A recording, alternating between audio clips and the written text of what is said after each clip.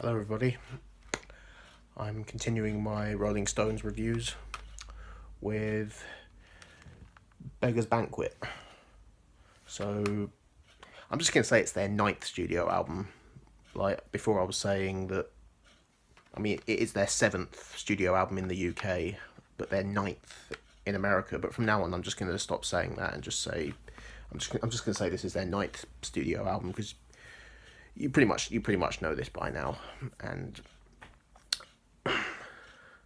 I'm mainly just going by the American releases. So yeah, I'm just gonna say this is their ninth, and then the next one, which is Let It Bleed, when I review that, I'm just gonna say it's their 10th. Blah blah blah. I'm not gonna say it's their 8th in the UK, 10th in America.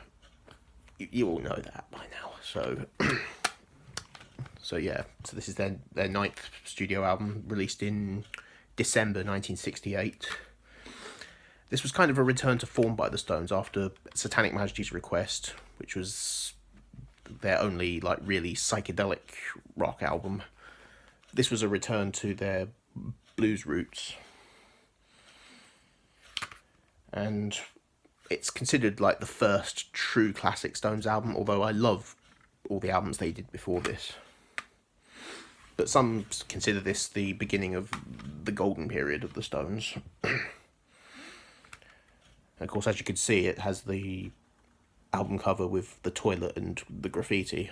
When the album was originally released, it wasn't released with this cover because the record company wouldn't allow the Stones to release it with this cover because they thought it was too offensive. So instead, it was released with an invitation cover, an envelope sort of cover.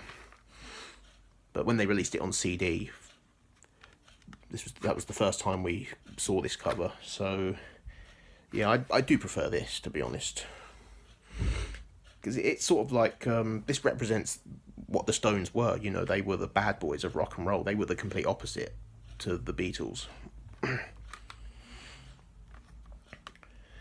And this album's it's really an acoustic album. There's a couple of rockers on here, but it is mainly an acoustic album. So we're going to go through the track listing now. So it begins with a Stone Cold classic, Sympathy for the Devil. If you don't know Sympathy for the Devil, you would have to have been living under a rock. But this is just a fantastic Stones song. It's got this African rhythm to it.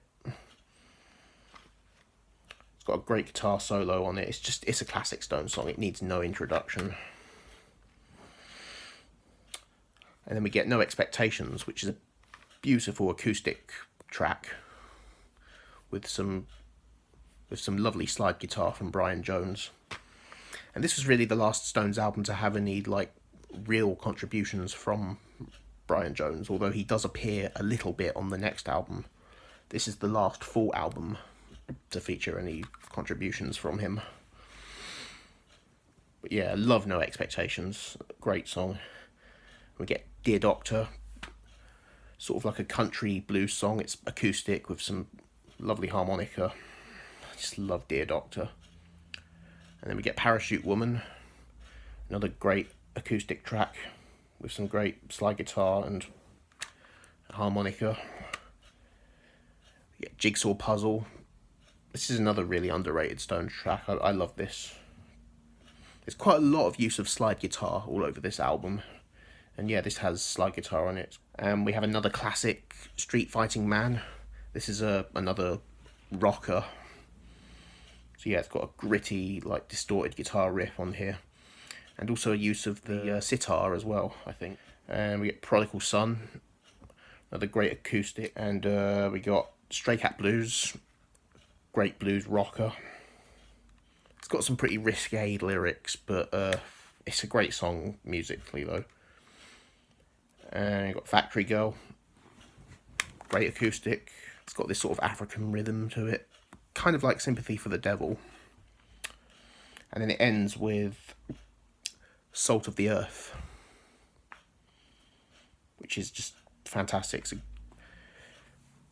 It's a great bluesy acoustic, and Keith Richards actually sings the first verse on this song.